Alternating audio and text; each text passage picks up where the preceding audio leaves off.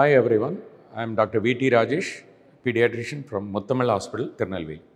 இன்னைக்கு வீடியோவில் நம்ம அந்த அலர்ஜிக் ரைனைட்டிஸை பற்றி பார்ப்போம். அலர்ஜிக் ரைனைட்டிஸை தமிழில் லோக்கலில் சொல்கிறதுன்னா அடுக்கு தும்மல்னு சொல்லுவாங்க. நச்சுன்னு தும்மல் போட்டுக்கிட்டே இருக்கும். இதுதான் சொல்லுவாங்க. சார் எப்போ பாருங்கள் சார் மூக்கடைச்சிட்டு சளியோடு இருக்கிறான் பையன் அப்படின்னு கூட்டிகிட்டு வருவாங்க. இதுதான் அலர்ஜிக் ரைனைட்டிஸ். இது எவ்வளவு காமன்னா 40% ஆஃப் சில்ட்ரன் 40% குழந்தைகளுக்கும் 30% அடல்ட்டுகளுக்கும் வரக்கூடியது. ஸோ இதில் என்னென்ன மாதிரி மேனிஃபெஸ்டேஷன் வரும், இதை எப்படி டயக்னாசிஸ் பண்ணுறது, இதுக்குள்ளே டெஸ்ட் என்னென்னலாம் இருக்குது, அதுக்கு ட்ரீட்மெண்ட் என்னென்ன ஆப்ஷன்ஸ் இருக்குது அப்படிங்கிறத பற்றி நம்ம இந்த வீடியோவில் பார்ப்போம்.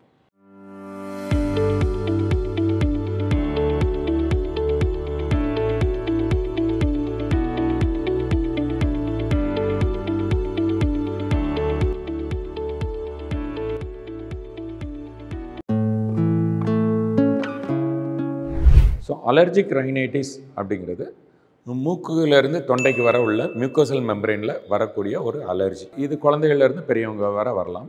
இதனோட மேனிஃபெஸ்டேஷன் என்னென்னு பார்த்தீங்கன்னா அடிக்கடி தும்மல் வர்றது, மூக்கு இரிட்டேஷன் போட்டு தேய்ச்சிக்கிட்டே இருப்பாங்க, தண்ணியாக வந்துட்டு இருக்கும், கர்ச்சிஃபாக நனையும், கர்ச்சிஃப் காஞ்சதுக்கப்புறம் எடுத்து பார்த்தீங்கன்னா ஒன்றும் இருக்காது. ஸோ அந்த மூக்கு இவ்வளவு அரிக்கும், இந்த கண்ணு பக்கம்லாமே அரிக்க ஆரம்பிச்சிடும், கண்ணு பக்கம்லாம் ரெட் ஆகிடும். அதே மாதிரி சடனாகவும் வரும், நல்லா இருப்பாங்க, திடீர்னு வெளியே போவாங்க வந்துடும், ஒரு புகைக்குள்ளே போகலாம், இல்லாட்டு இந்த போலன் அதிகமாக உள்ள நேரம் மகரந்தம் அந்த மான்சூன் பீரியட்லலாம் இந்த இது இருக்கும், அதனாலையும் வரலாம். அதே மாதிரி ஒரு சில ஃபுட்டு ஒத்துக்காமலும் இந்த மாதிரி மூக்கு அலர்ஜி வரலாம். அதே மாதிரி தூக்கம் ஒழுங்காக தூங்கலை, ஸ்லீப் இருக்குனாலும் வரலாம். கெமிக்கல் எக்ஸ்போஷர்னாலையும் வரலாம். லைக் எனக்கு நான் ஃபஸ்ட் இயர் MBBS பண்ணும்போது எனக்கு ஃபார்மலின் எக்ஸ்போஷர், அந்த டிசெக்ஷன் பண்ணுவோம், அந்த கேடவர்னு சொல்லுவாங்க, டெட் பாடி எல்லாமே ஃபார்மலின் தான் வச்சுருப்பாங்க. உள்ளே போனதுமே எனக்கு தும்மல் வந்துடும், வேறு வழி இல்லை, மாத்திரையை போட்டுட்டு டிசெக்ட் பண்ணிவிட்டு பாதி தூங்கி, அப்போல்லாம் தூக்கம் வரக்கூடிய மாத்திரைகள் தான் ஆன்டிஹிஸ்டமின்ஸ் இருந்தது. அப்படி தான் கஷ்டப்பட்டு படித்தேன். ஸோ இது ஒரு வித மேனிஃபெஸ்டேஷனாக இவங்களோட பெர்ஃபார்மன்ஸும் குறையும். இப்போ ஸ்கூலில் கான்சன்ட்ரேட் பண்ணி படிக்க முடியாது, ஏன்னா மூக்கு கண்ணு பக்கத்தில் இரிட்டேஷன் இருக்கும்போது நம்ம கவனிக்க முடியாது.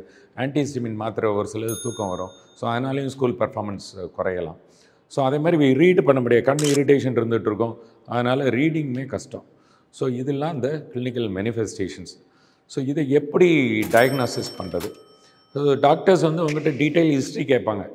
நல்லா இருக்கும்போது அதை ஃபீவர் இல்லாமல் மூக்கு தும்மல் அடிக்கடி வருதா, ஃபேமிலி ஹிஸ்ட்ரி இருக்கா. இப்போ பேரண்ட்ஸுக்கு இருந்து நம்ம 30-40% அது இன்ஹெரிட்டன்ஸ்லேயே வந்துடும். அதே மாதிரி சின்ன வயசுலேருந்து தேய்ச்சி பார்த்தீங்கன்னா அந்த இடத்துல மூக்கில் கோடு விழும். இந்த சலாம்னு சொல்லுவாங்க, நமாஸ் பண்ணுறதுக்கு சலாம் பண்ணுறோம் இல்லையா, அந்த மாதிரி பண்ணும்போது இந்த இடத்துல இந்த மூக்கில் லைன் இருக்கலாம். இந்த கண்ணுக்கு கீழே டனி மார்கன் ஃபோல்டுன்னு சொல்லுவோம், இந்த பக்கம் சின்ன ஃபோல்டாக இருக்கலாம். இதை மாதிரிலாம் இருந்ததுன்னா அலர்ஜிக் ரைனைட்டிஸ். அதே மாதிரி அலர்ஜிக் ரைனைட்டிஸ் உள்ளதில் கணிசனமான நம்பர் 30%க்கு மேலே நிறைய குழந்தைகளுக்கு ஆஸ்துமா கோஎக்ஸிஸ்டிங்காக இருக்கலாம். ஸோ இதை வச்சு நம்ம கிளினிக்கலி நம்ம ஜட்ஜ் பண்ணலாம். ஏதாவது பிளட் டெஸ்ட் இருக்கா அதை கன்ஃபார்ம் பண்ணுறதுக்கு அப்படின்னா நோ ஸ்பெசிஃபிக் டெஸ்ட். இப்போ ஈஸ்னோஃபில் கூட இருந்ததுன்னா அலர்ஜின்னு நம்ம சொல்லலாம் மொழியே, அதனால தான் அலர்ஜிக் ரைனைட்டிஸ் இருக்குதுன்னு நம்ம ஸ்பெசிஃபிக்காக சொல்ல முடியாது. ஆனால் நம்ம இவாலுவேட் பண்ணும்போது ஒரு சில இந்த அலர்ஜிக் டெஸ்ட் IgE லெவல் பார்க்கலாம், ஸ்பெசிஃபிக் IgE லெவல், ஒரு பர்டிகுலர் அலர்ஜென்ட்டுக்குள்ள IgE லெவல் நம்ம எடுத்து பார்க்கலாம், டோட்டல் ஈஸ்னோஃபில் கவுண்ட் பார்க்கலாம், இதெல்லாம் டெஸ்ட். அதே மாதிரி ஸ்கின் பேட்ச் டெஸ்ட்டுன்னு இருக்குது, அந்த பர்டிகுலர் அலர்ஜென்ட்டை இன்ஜெக்ட் பண்ணிவிட்டு அதுக்கு ரியாக்ஷன் வருதான்னு பார்க்கலாம். இதெல்லாம் ஒரு சில டெஸ்ட்டு, பட் பெரிய லெவலில் மேனேஜ்மெண்ட்டில் நமக்கு ரொம்ப ஹெல்ப்ஃபுல்லாக இருக்காது.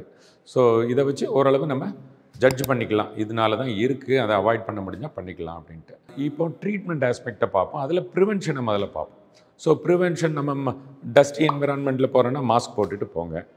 அப்புறம் வீட்டில் டஸ்ட்டு சேரக்கூடிய மெட்டீரியல்ஸ் வைக்காதுங்க. இப்போ பெட்ஷீட் இருக்குது அப்படின்னா சிம்பிள் பெட்ஷீட்டாக இருக்கட்டும், காட்டன் பெட்ஷீட்னாலும் சரி எதுனாலும் சரி சிம்பிள் பெட்ஷீட்டாக இருக்கட்டும், அதை ஹாட் வாட்டரில் கூடிய மட்டும் துவைக்க பாருங்கள். அடிக்கடி பெட்ஷீட்டு தள்ள உரையை மாற்றுங்க.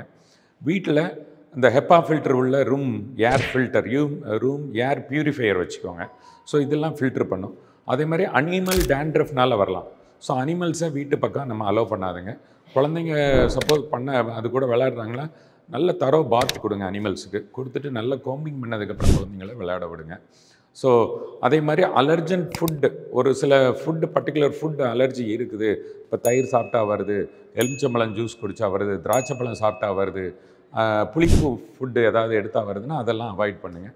அதே மாதிரி தூக்கம் டிஸ்டர்பன்ஸ் இல்லாமல் பார்த்துக்கோங்க. நல்லா தூங்கி முழிச்சாங்கனாலும் அந்த அலர்ஜி கம்மியாக வரும். அதே மாதிரி ஃபிசிக்கல் ஆக்டிவிட்டி நல்லா இருக்குது, நல்ல ஸ்போர்ட்ஸ் ரெகுலராக கேம் விளாண்டுட்டு வராங்க, ரெகுலராக ரன்னிங் போகிறாங்க, சைக்கிளிங் போகிறாங்க, இந்த ஃபிசிக்கல் ஆக்டிவிட்டிலாம் இருந்ததுன்னா அவங்களுக்கு இந்த மூக்கு அலர்ஜி கம்மியாக இருக்கும். வந்தாலுமே ரொம்ப பாதிப்பு வராது. ஸோ இது வந்து ப்ரிவென்ஷனை பற்றி நம்ம பார்த்துட்டோம். இப்போ அதை ட்ரீட்மெண்ட் பண்ணுறது. இப்போ குழந்தைகளுக்கு அலர்ஜிக் ரைனைட்டிஸ் இருக்குது. இந்த மெயின் ஸ்ட்ரீம் ஆஃப் ட்ரீட்மெண்ட் வந்து நம்ம ஓரல் ட்ரக்ஸு, அதுக்கப்புறம் நேசல் ஸ்ப்ரே இருக்குது. ஸோ நம்ம ஓரல் ட்ரக்ஸில் என்னென்னா ஆன்டி ஹிஸ்டமின்னு சொல்லுவோம். ஏன்னா அங்கே இந்த பேத்தோஜெனிசிஸ் பார்த்திங்கன்னா அந்த அலர்ஜன் வந்து ஐஜிஇயை ரிலீஸ் பண்ணிவிட்டு அது வந்து மாஸ்டில் அட்டாச் பண்ணி ஹிஸ்டமினை தான் ரிலீஸ் பண்ணும். ஸோ இந்த ஆன்டி ஹிஸ்டமினை நம்ம யூஸ் பண்ணலாம். ஆன்டி ஹிஸ்டமினில் நிறைய டைப்பு இருக்குது. நிறைய பேருக்கு தெரிஞ்ச காமன் நேம்ஸை கொஞ்சம் சொல்கிறேன். செட்ரஸின்னு இருக்குது, ஃபெக்ஸோஃபெனடின் இருக்குது, பிலாஸ்டின்னு ஒன்று இருக்குது, லோராட்டிடின்னு இருக்குது. இதில் ஒரு சிலர் தூக்கத்தை உண்டு பண்ணக்கூடியது. நம்ம அதை குழந்தைகளுக்கு கொடுக்காமல் இருக்கிறது நல்லது. ஏன்னா அது படிப்பை பாதிக்கக்கூடியது. ஸ்கூலில் போய் தூங்கிட்டு இருப்பாங்க. இது 24 hours ஆக்ஷன் உள்ளது. ஸோ ஒரு சில நேரம் ரொம்ப ஆப்வியஸாக தூக்கம் இல்லாட்டாலும் ஒரு மைல்டு ஒரு செடேஷன் இருந்துட்டு இருக்கும். காலையில் எந்திரிக்கும் போது கஷ்டப்படுவாங்க. ஸோ அப்போ தூக்கம் வராத ஆன்டிஹிஸ்டமின்ஸ் உங்கள் டாக்டர்கிட்ட கேட்டு எழுதி வாங்கிக்கோங்க, அதை யூஸ் பண்ணிக்கோங்க. அது போக இந்த மாண்டிலியூகாஸ்னு ஒரு ட்ரக் இருக்குது. இது கூட கோமார்பிடாக ஆஸ்துமாவும் இருக்குன்னா இது பெஸ்ட்டு ட்ரக். இது ஆஸ்துமாவையும் கொஞ்சம் ப்ரிவென்ட் பண்ணும். ஆஃப் லேட் இந்த ட்ரக்லேயும் நிறைய சைடு எஃபெக்ட் இருக்குதுன்னு சொல்கிறாங்க. சைக்கலாஜிக்கல் மேனிஃபெஸ்டேஷன்ஸ் வரலாம், சைக்காட்ரிக் ப்ராப்ளம்ஸ் எல்லாம் வரலாங்கிறாங்க. அதனால் இதையுமே கண்டிப்பாக தேவைன்னா மட்டும் உங்கள் டாக்டர்கிட்ட கேட்டு யூஸ் பண்ணிக்கோங்க. ரொட்டீனாக கொடுக்குறத நம்ம அவாய்ட் பண்ணிக்குவோம். அடுத்தது எப்படி ஆஸ்துமாவுக்கு நம்ம இன்ஹேலர் யூஸ் பண்ணுறோமோ அதே மாதிரி இதுக்கு நேசல் ஸ்ப்ரே இருக்குது. மூக்கில் ஸ்ப்ரே பண்ணிக்கலாம். அந்த ஸ்டீராய்டு ஸ்ப்ரே நம்ம ரெகுலராக போட்டுட்டு இருந்தோம்னா இவங்களுக்கு சிம்டம் இருக்காது. இந்த ஸ்ப்ரே எப்போல்லாம் இம்பார்ட்டன்னா கண்டிப்பாக குழந்தைங்க எக்ஸாம் போகிறாங்கன்னு வைங்க. ஸோ அந்த ஒரு 1 month 1.5 months நீட்டுக்கு ப்ரிப்பேர் பண்ணுறாங்க, இல்லை 10th ப்ரிப்பேர் பண்ணுறாங்க, +2 போர்டு எக்ஸாம் வருது. இந்த டைமில் நம்ம இந்த இன்ஹேலருக்கு மாறிக்கணும். ஏன்னா டேப்லெட்டை போட்டு அவங்கள செடேட் பண்ணிவிட்டு அவங்க மெமரியும் அஃபெக்ட் பண்ணலாம் அது. ஸோ அதனால் இந்த டைமில் ரெகுலராக ஒரு 2 months நேசல் ஸ்ப்ரே உங்கள் டாக்டர்கிட்ட கேட்டு எழுதி வாங்கிக்கோங்க. இதை ரெகுலராக யூஸ் பண்ணிங்கன்னா உங்களுக்கு அந்த மூக்கில் உள்ள பெர்மனெண்ட்டாக இருக்கக்கூடிய வீக்கமும் வத்திடும். இந்த அடுத்த எபிசோடு வர்றதையும் இது ப்ரிவென்ட் பண்ணிக்கணும். வேறஸ் ஆன்டிஹிஸ்டமின் டேப்லெட் வந்ததை மட்டும்தான் குணப்படுத்தும். ஸோ ப்ரிவென்ஷனுக்கு நம்ம ஆன்டிஹிஸ்டமினை யூஸ் பண்ணக்கூடாது. ஸோ நேசல் ஸ்ப்ரே யூஸ் பண்ணிக்கோங்க. ரொம்ப சிவியர் ஃபார்முக்கு இம்யூனோதெரப்பி இருக்குது. உங்கள் டாக்டர்கிட்ட கேளுங்க. பொதுவாக அது யூஸ் பண்ணுறது இல்லை. இதையும் நம்ம யூஸ் பண்ணிக்கலாம். ஸோ நம்ம என்னெல்லாம் பார்த்துருக்கோம், அலர்ஜிக் ரைனைட்டிஸ்னால் என்ன, அதனோட மேனிஃபெஸ்டேஷன், கிளினிக்கல் மேனிஃபெஸ்டேஷன் என்ன, அதை எப்படி டாக்டர் டயக்னாசிஸ் பண்ணுவாங்க, எப்படி அது மேனிஃபெஸ்ட் ஆகுது, அந்த ஐஜிஇ ரெஸ்பான்ஸ்னால எப்படி வருதுங்கிறத பார்த்துருக்கோம். என்னென்ன இன்வெஸ்டிகேஷன் பண்ணணும்னு பார்த்துருக்கோம். அதுக்கு ட்ரீட்மெண்ட்டை பார்த்துருக்கோம், ப்ரிவென்ஷனை பார்த்துருக்கோம். இது கண்டிப்பாக உங்களுக்கு யூஸ்ஃபுல்லாக இருக்கும்னு நினைக்கிறேன். உங்களுக்கு வேறு எதுவும் டவுட் இருந்ததுன்னா கமெண்ட் செக்ஷனில் மென்ஷன் பண்ணுங்கள். அடுத்த வீடியோவில் உங்களுக்கு அப்டேட் பண்ணுறேன். நன்றி, வணக்கம்.